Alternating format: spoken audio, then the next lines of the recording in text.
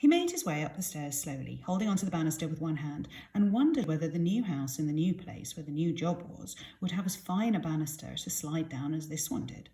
For the banister in this house stretched from the very top floor, just outside the little room where if he stood on his tiptoes and held onto the frame of the window tightly, he could see right across Berlin, to the ground floor, just in front of the two enormous oak doors.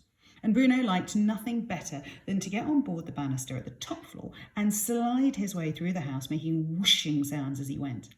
Down from the top floor to the next one where Mother and Father's room was, and the large bathroom, and where he wasn't supposed to be in any case. Down to the next floor where his own room was, and Gretel's room too, and the smaller bathroom, which he was supposed to use more often than he really did.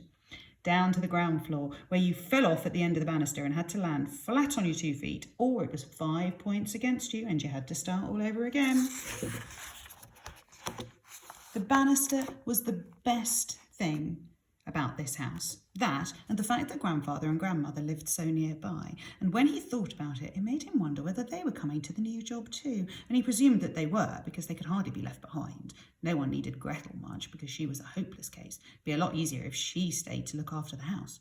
But grandfather and grandmother? Well, that was an entirely different matter. Bruno went up the stairs slowly towards his room, but before going inside he looked back towards the ground floor and saw Mother entering Father's office, which faced the dining room and was out of bounds at all times and no exceptions.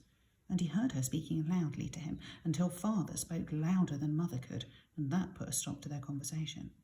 Then the door of the office closed, and Bruno couldn't hear any more, so he thought it was a good idea if he went back to his room and took over the packing from Maria, because otherwise she might pull out all of his belongings out of the wardrobe without any care or consideration, even the things he'd hidden at the back that belonged to him and were nobody else's business.